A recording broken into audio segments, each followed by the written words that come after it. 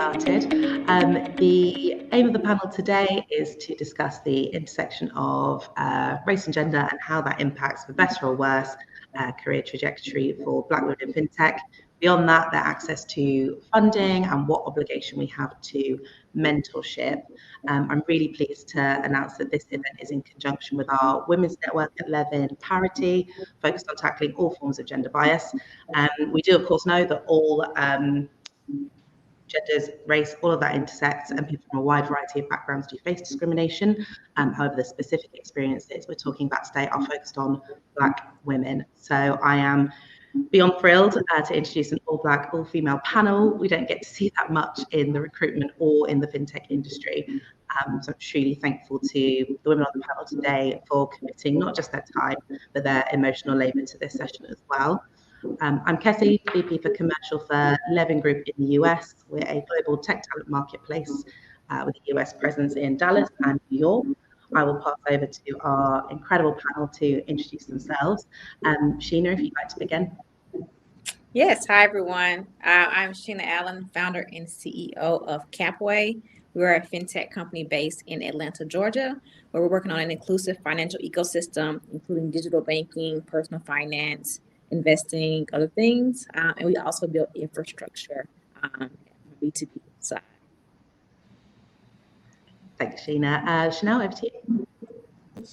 Hi everyone, my name's Chanel Answer. I double hat as a business consultant, so I have a management consulting firm called Nell Consulting, and we specialise in helping fintechs to scale and go to market, specifically working with neobanks, helping them with license applications, building out operations and kind of supporting growth.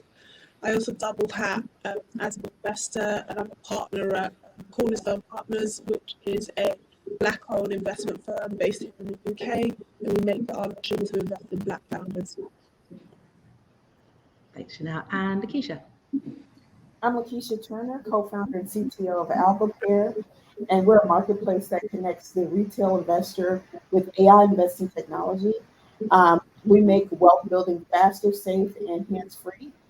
For example, like Robinhood, and except that we pick the stocks for you to outperform your average 401k. Incredible. Thank you, ladies. And just incredible credentials. I'm feeling really fortunate to have you all on this call. So thank you for your time. I really want to kick off by talking about getting out of your starting blocks and what the barriers to success can look like for Black women in your early career. Lakeisha, you graduated with a degree in computer science, but the transition from college directly to your chosen field probably wasn't as smooth as maybe what some people would take for granted. Could you talk us through that? Yeah, so after graduation, I had a hard time finding a position in the field that I wanted to be in. So I ended up taking a job in customer service at a small startup company. And so as a customer service representative, I saw a need for some software that our customer service representatives didn't have that would make our job easier. So I created something for our customer service department. It was adopted, and then I was moved over to the IT department to kind of help maintain and build other items, other projects for the company. So that's how I got my start in IT at a small company kind of around the way. Which is incredible. I think it's, you assume, don't you? I think certainly now that you would potentially, you'd go to college or university if you're in the UK and transition straight into what you're specialised in. But I think I guess there's a lesson there in one, the resilience piece, but taking advantage of the opportunity in front of you. Sheena, I know that your first mobile app was developed kind of along that philosophy of if there's something that's needed, make it. Can you talk us through your career journey? Yeah, so I started my first tech company in college, and it just came from a random idea. Went to Walmart and had a super long receipt and was trying to find an app to keep up with receipts, and I couldn't find one. This was 2011, 2012, so the App Store was still very young. It was only a few 100,000 apps in the App Store, not millions like it is now. And couldn't find what I was looking for, so was not at school for anything technical. I was double majoring in film and psychology, but I was like, I'm figure this thing out, and that was my first step into the tech world. Amazing. So the biggest opportunity there, then, I think, it's one, take the job that's in front of you. I think you said that, Lakeisha, take the job that's in front of you and, craft it and turn it into what you want it to be. And like you've said, keep an eye on what's on the marketplace. If there's something that you want that isn't there, create it. But you said you're a creative person, right? Very much so. So I've always actually wanted to I want to do art, and my dad told me I was going to be a bartender. So I went to college and majored in film and psychology and found my way into tech.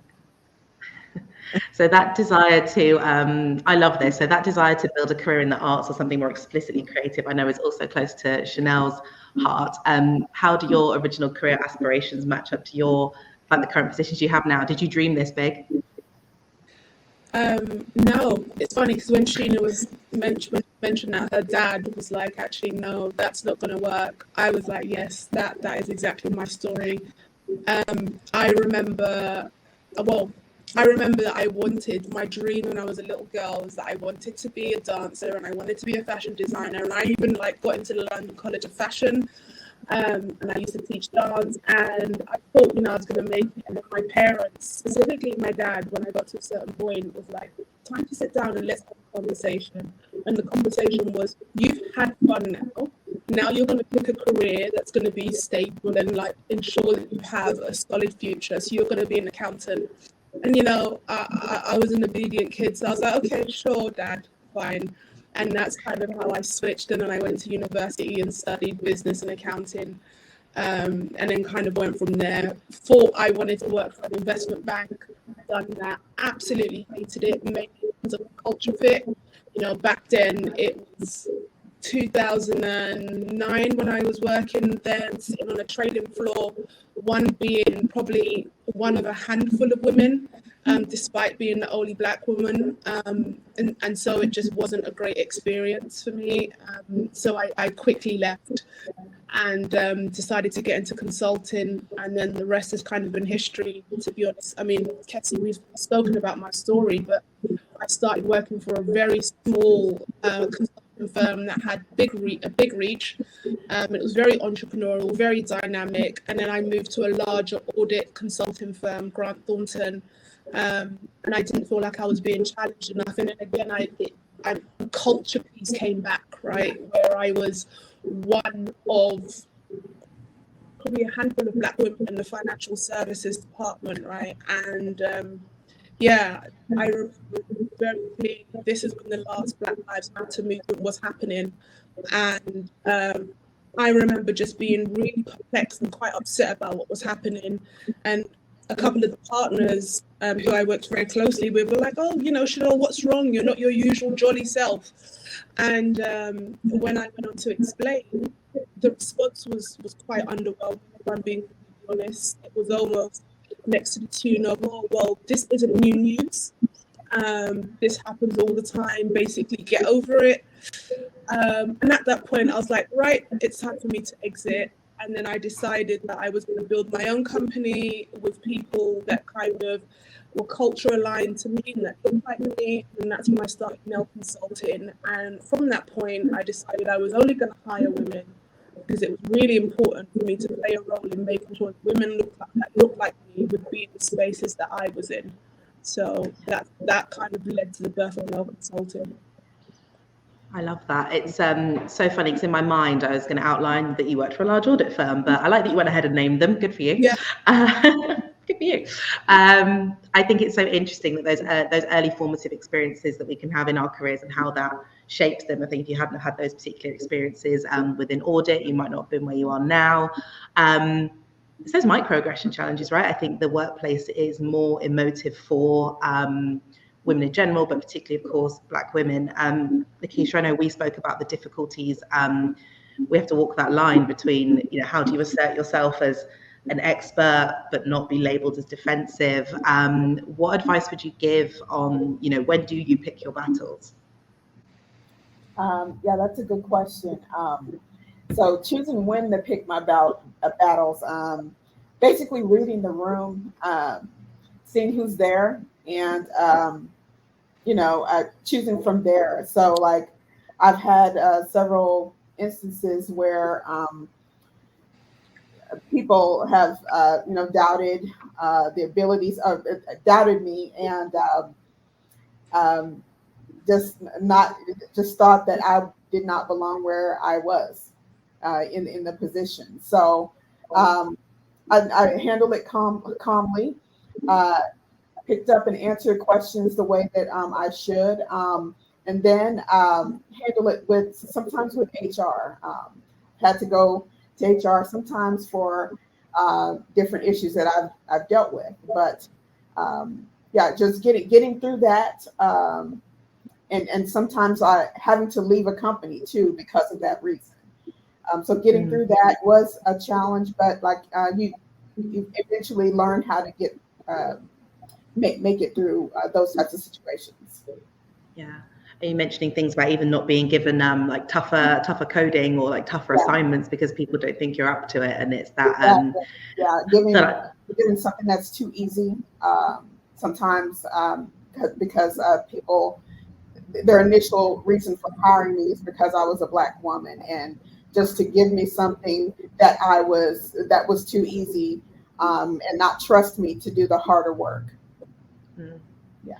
Do you have any experiences that mirror that, Sheena, or anything you want to add on that piece? I've started 2 companies. So if anything for me, it's been more so from even sometimes trying to hire people. You bring in senior level devs and they're older, and it's like, I'm about to start working for a 27-year-old Black woman. It sounds crazy, but you have some people who don't want to have a CEO or a boss who is in their 20s and is a Black woman. And so I've dealt with that through my years of, so I started my first tech company clearly in college. So at that point, I'm 22, and then up to, of course, 10 years later where I am now. So I haven't had it from my boss.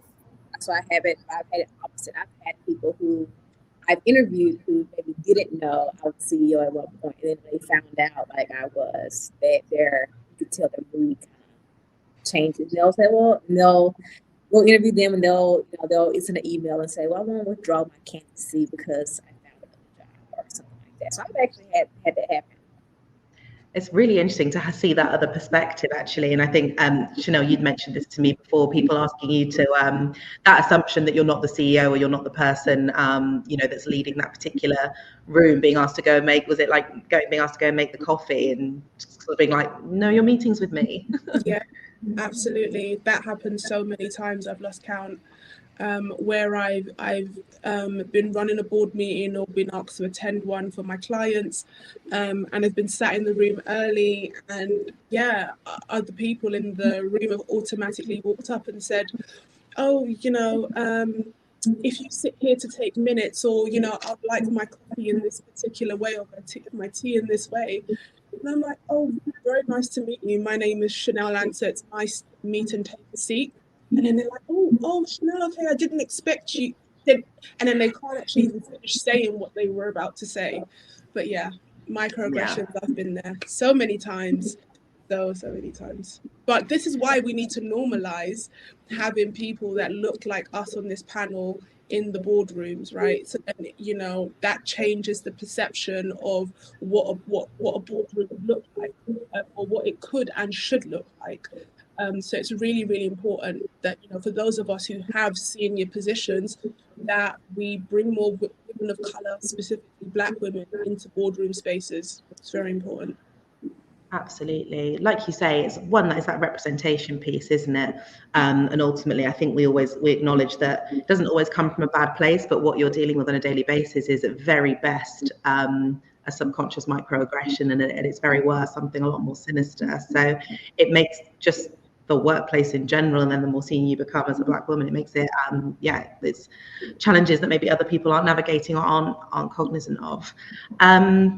Looking at the FinTech industry, I'd love to look at some of what the biggest barriers are then as you're moving and you're developing those leadership positions, with a little bit of a focus on funding there. So Sheena, you made some excellent points around the most challenging experiences that you had in sort of founding and running your businesses. What were the highs and lows on your side? Because you've had 2 different financing journeys for the 2 different businesses you built, right?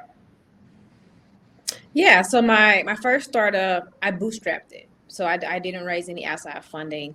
And then my second company, Clearly Capway, is VC backed. I mean, it's kind of hard to bootstrap a digital bank. So if your dad's like a billionaire, with my dad is not. So I've been on both sides. Bootstrapping, I always tell people, if you can bootstrap, please do it. You own it, you make your decisions, you have to answer to anybody. There's no monthly investment updates you have to send out. So I mean, there's pros to bootstrapping, but then when it comes to scaling, and there's just certain industries that you kind of going that investment route is just part of the game. Now, of course, now that we are a VC backed company, I'm pretty sure I can't speak for every Black woman, but I would probably guess that 90, maybe 99% of Black women who are VC backed, if you ask them what is their biggest challenge, they're going to tell you funding. Black women raise less than 1%, like not even whole 1%, less than 1%. The very best stats we could find was something like 0.35%, but even then, it's so dismal that they're really not that reliable. There's not enough data. Yeah, so we do know it's less than 1%, if nothing else. And then even now, we're going through this economic downturn.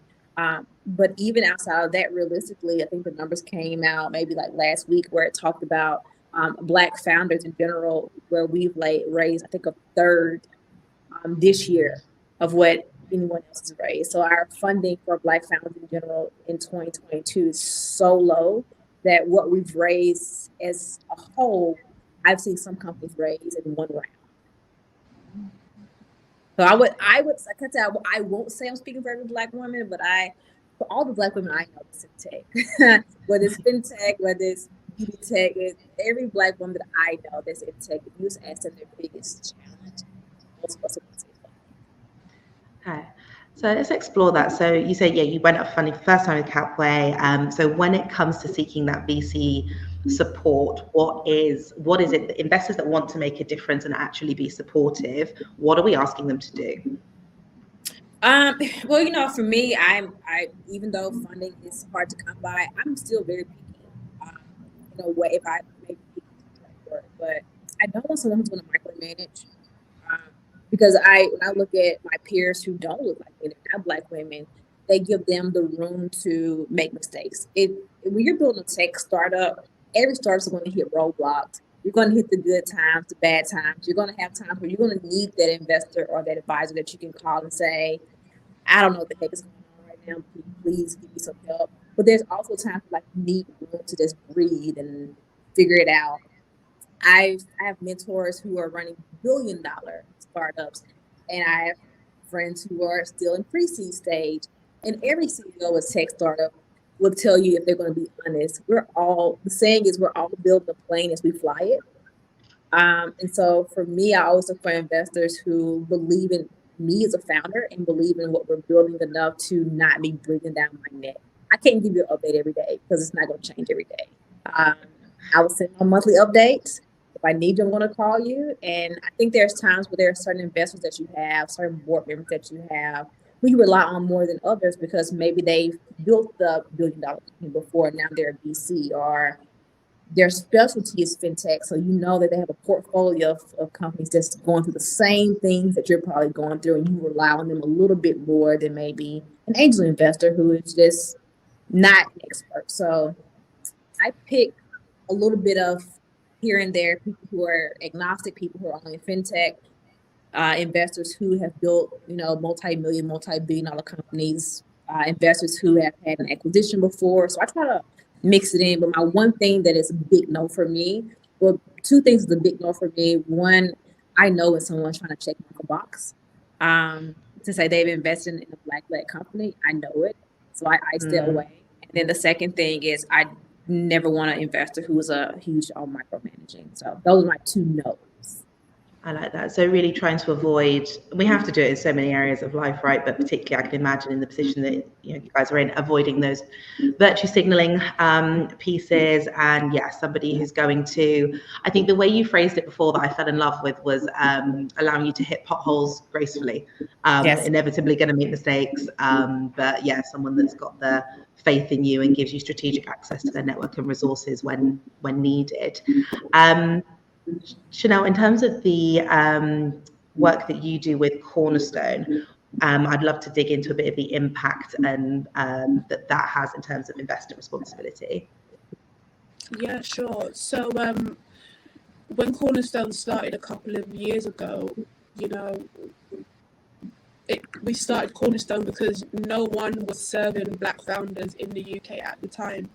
You know, and we were a bunch of young guys and ladies, you know, in our 30s. We had a bit of cash, and we were like, okay, what can we do if we pull our funds together? Let's see what impact we can have, because no one else was doing it, right? And so, yeah, we pulled money together. We've been able to deploy £1.4 million of our own capital, so it's an angel investment group, £1.4 million of our own cash into Black and diverse founders. At the moment, we're very close to closing our VC fund, which will support seed and Series A.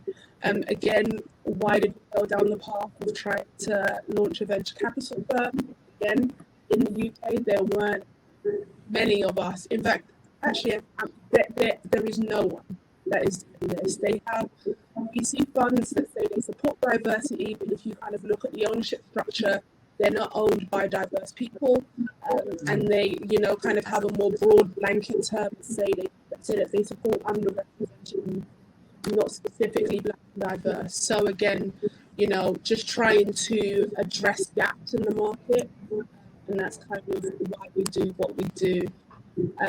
But we do realize that, you know, we are one organization, right? And so we're not necessarily going to shift the needle.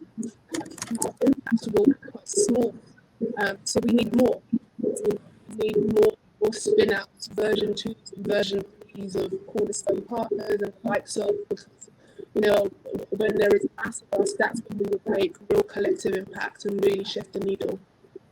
Yeah, I like that, and I think that's something that Lakeisha, you'd mentioned it to me, and I know Sheena, you had as well. It's I don't mind being the first, but I'm not going to be the last one. You know, holding the door open for other people to succeed as you move through your career as being something so incredibly important.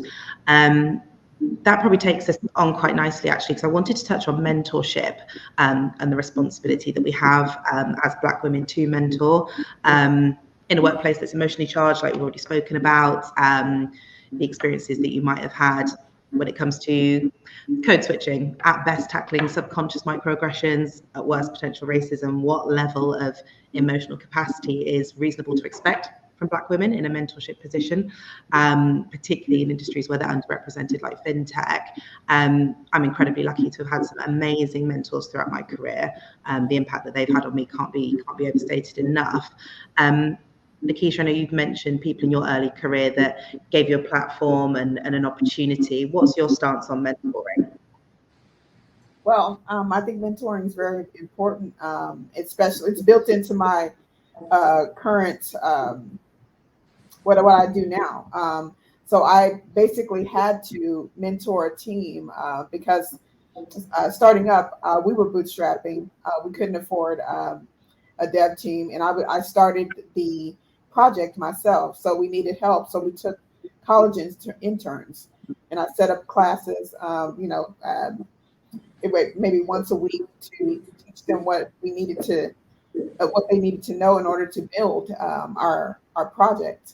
So my position started out as mentoring, and then from there we kind of built a team around everything. But early on in the career, a woman actually gave me the opportunity to start in this, and she saw something in me, and then it mentored me and guided me through to get where I am today. So yes, it wasn't an African American woman, but it was a woman in general, and she helped me to develop into what I am. I love that. And then there's that piece, I guess, of that paying it forward, and that's fed into how you've developed those interns that have come through and worked with yourself at Algo. Am I right? You mentioned then that one or a couple of those have then stayed and been able to develop their career and are with you sort of like permanently now. Yeah. Amazing. That's what it's all about, is I think creating those additional opportunities. You mentioned a phrase that I actually hadn't heard before. What's meant for you is meant for you. Can you talk me through that in relation to mentoring? Yeah, so for one, my mentors they're all over the place. Some are in tech, some are in FinTech, some are in entertainment, they're all over the place. I tried to do that because I don't want to kind of have a one perspective. I love hearing from different people, but I think it helps me. But I don't, there's sometimes I'll have someone who will come to me and say, hey, I want to start a FinTech company. Or I'm interested in digital banking. Or I'm interested in, I don't know, investing, something that's in our roadmap or something that they know I've done or we're doing. And they'll come also and say, I was hesitant to ask because I don't want you to think like I'm a competitor trying to get information. And I don't know, maybe it's like a Southern thing, or maybe not, but I grew up like my grandmother would always say, what's meant for you is for you. So having someone else doesn't stop your blessing. So be a blessing to someone else. Don't try to block somebody else's blessing. So anytime I can help someone, I'm open to doing it. What's for me is for me. What's mine is mine. And me helping someone else doesn't hurt me. For me, I feel in the long run, karma, it only helps. I like that. And I think those are really important principles to bear in mind. One, potentially having mentors in an outside sector, people that can be a trusted soundboard, people that can challenge your perspective, and certainly, lifting as you climb. I think your rise to success and what you're capable of achieving is it's not impacted by helping somebody else. There's room for everyone at the top. We shouldn't be competing. We know that there's that sort of stereotype that women are all competing for these limited spaces at the top, and I like to think anyway we're now in a place where we just know that's not true. Yeah. Chanel, I wanted to ask you, because when we had our initial chat, you said that you actually hadn't had mentors. We sort of joked about fantastic anyway, what superstar can you imagine if you had mentors? How important do you feel that those mentor-mentee relationships are for career success? No, I think it's really, really important from two standpoints actually.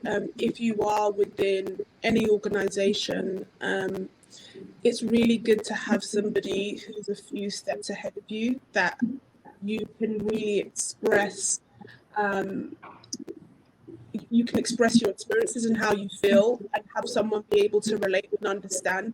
Having someone kind of co-sign and validate your experiences is actually more powerful than most people know.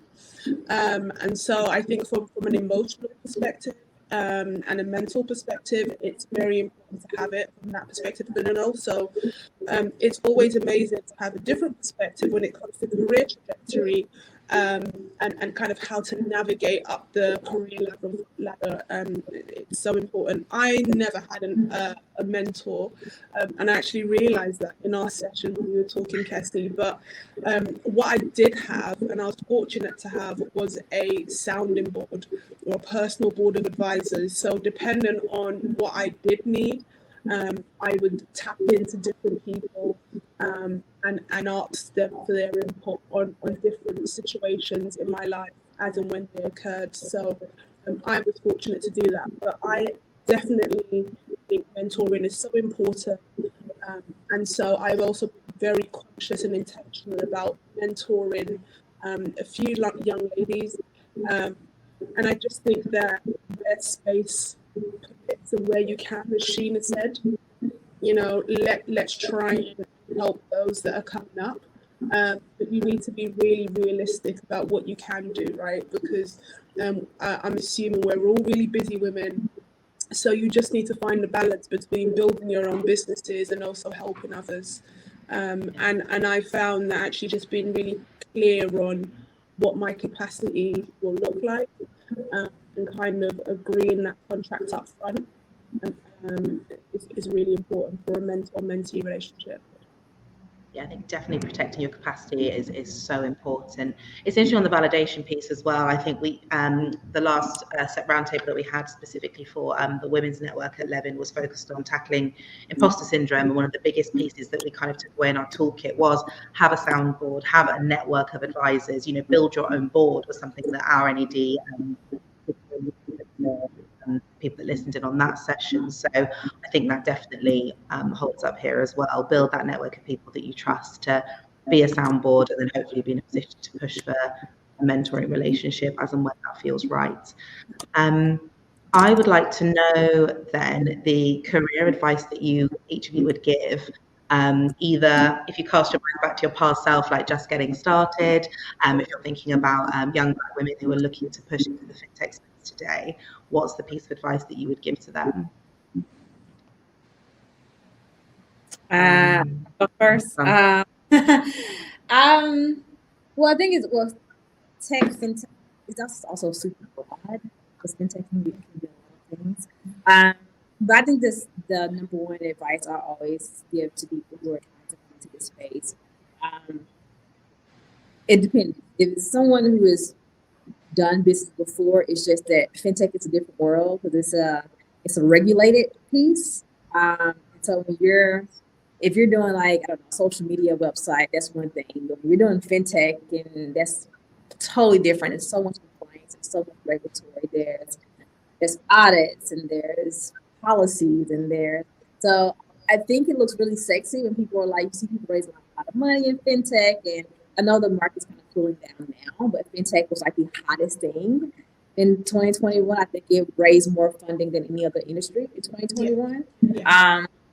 So it looks really sexy, but fintech is actually really, really tough, because it's such a regulated industry. And I tell my people who come to me, and they're really headstrong on like being in control and executing, which I am too, so I'm guilty of this.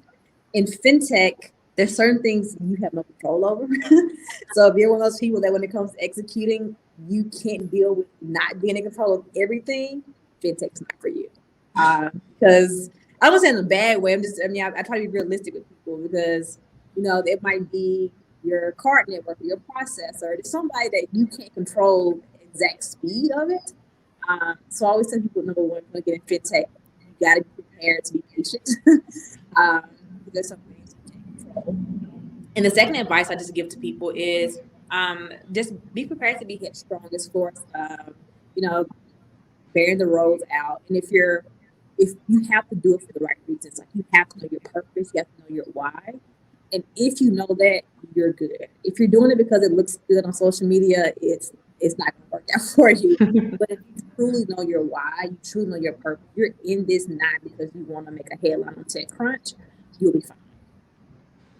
I love that. And again, I don't know how you keep doing it, but something that we utilize internally is very much your whys.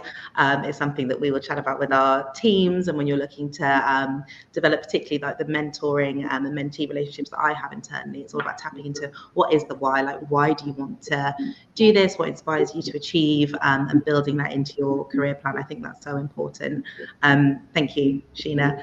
Lakeisha, what's the advice that you would give either to your sort of early adult self or to people coming into the industry now? Well, just people that are interested in technical or IT coming into the industry. Even if you can't find an opportunity, make an opportunity for yourself. Find a need, find a niche that it could have already been done, but you can make it better. So just build whatever it is that you feel like makes things better, and that would be my advice. Build it. Just to go out and just try and start and build something that could be great someday. I love that. And Chanel, what would your advice be? Just echoing what the two ladies have said, but I would say it's a very dynamic space, and so you need to be comfortable being uncomfortable. No one day is ever the same. And as Sheena mentioned, if you are someone that kind of likes to be in control, this is not the space for you. because there are so many things that will be outside of your control, from inbound requests from regulators to thinking you're going to release a new development and then you find that there's 1,000 new bugs that's going to push your timeline out. So yeah, just get comfortable with being uncomfortable if you really want to thrive and make it in this space. And then just following on what Lakeisha said, it's, just keep going.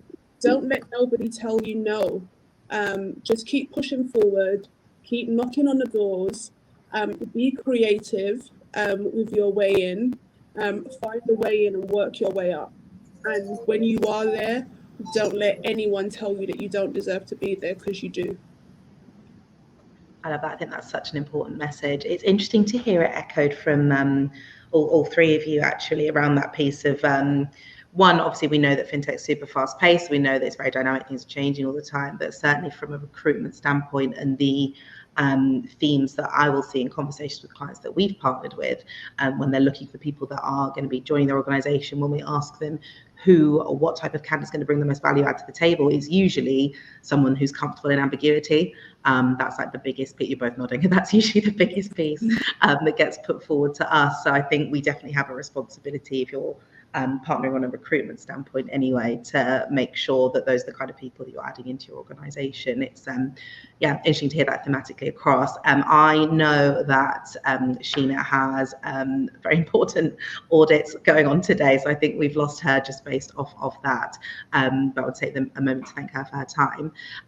If I could ask you both, as we come up to time then, on a closing statement. So for people who are, I think it's interesting. I think there's always that layer of nuance that we understand as Black women, that it's not our fault that these barriers are in place. We intersect and interact with them both in public life, social life, and in the workplace. However, you have to kind of consider the nuance that it's also somehow, it seems to be our responsibility to keep breaking down these barriers and lifting as we climb. So it's a lot. If we're thinking about your peers, then your true peers in the fintech space, the people that are the leaders, the people that are on boards, and the people that are investors, if they take one action point away from this session about how they can really make a difference, what would you tell them? Lakeisha, I know when we spoke originally, you spoke about retention and people being open to all levels of expertise. Is that something that you would recommend? Yes, definitely. I guess when looking for people to join your team or hiring or what have you, I'm open to people from all backgrounds. A lot of times someone may not have exactly what you're looking for, but you can train them up to be what it is that you're looking for. So when I'm looking for diversity, I'm actually looking for like potential, and I build on the potential that others have. Amazing, thank you. And Chanel, what would your closing thoughts be on that front? If someone's a peer in the space, what would you want to hold them accountable to as that one action point? I think be more intentional. There is a lot of talk about what we can do and what would be nice. I want people to now be more intentional. Do what you say you're going to do. We all have biases, but we all kind of need to push through it. If you are working within an organization and you see that you are a minority, challenge your leadership team or speak to somebody in HR and ask them what their plans are to bring in more people, more diverse people. If you are a recruiter and you are recruiting for an organization and you look at the organization and you see that actually it's not diverse, challenge them, because unfortunately it's no longer nice to have, it is a requirement. And so if you want to stay on the forefront, it's inevitable that you kind of get with the times and actually be intentional in driving that change. There's so much research out there that says that actually if you care about bottom line and making profits, you need to have diverse people in your team. So actually, if you are a founder or a CEO and you are tasked with increasing profits and building a successful company, why wouldn't you? Yeah. So that's my closing statement. I love that. Absolutely. I think it's over a third, isn't it? Diverse. If it's provided, it's not just an all-male founding team on board. It's something that over a third better returns that you'll typically see. You would think that would be enough to push change, but yeah, I love that, being intentional. I would really love to close. We've just had one question through that I'd love us to look at. So when we are looking, what would we look for within a mentor? How can you be a good mentee and really maximize that relationship, particularly through a lens of being a woman of color or being a Black woman? How do we ascertain who is going to be a good mentor for us, and how do we maximize that relationship as a mentee? I don't know if either of you have a steer on that. I can start. So I think if you are looking for a mentor, really and truly, you should be either inspired by their journey or what they are doing, or think that, you know, this person can relate to you in some way, shape or form, I believe. And don't be shy, approach them, approach them and ask. We sometimes are a bit hesitant in asking for what we want, but be bold. Walk up to that person that you've seen, or drop them an email, and send them a nudge and give them a bit of an overview about yourself and what it is that you are trying to achieve. And I think if you state what you are trying to achieve up front, is that person or that potential mentor will consider whether they can actually help you in your journey, because that's very important. In any relationship, especially in a mentor-mentee relationship, the mentor is always looking to see how they can help you and how they can push you to be better. So always state, what your aspirations are up front.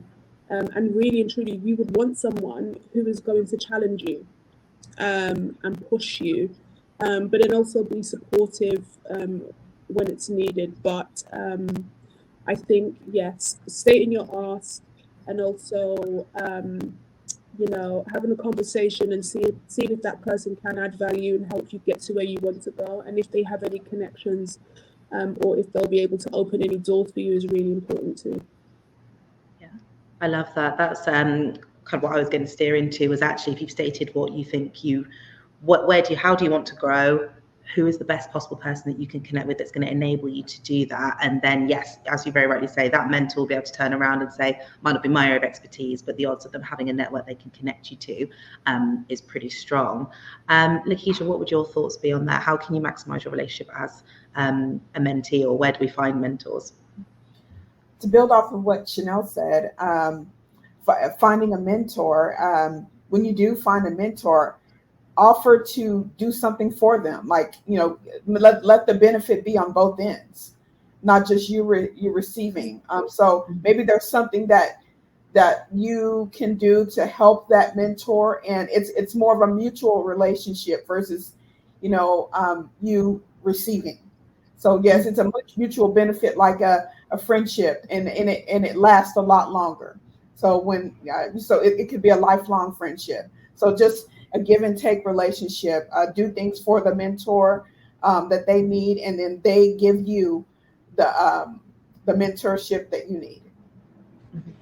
Yeah, I love that. I think, like all good relationships, right, it's a two-way street, and particularly on that challenging piece as well. I think that loops in quite nicely. The best relationships, friendships, mentoring relationships, people that are going to challenge you and encourage you to broaden your perspective.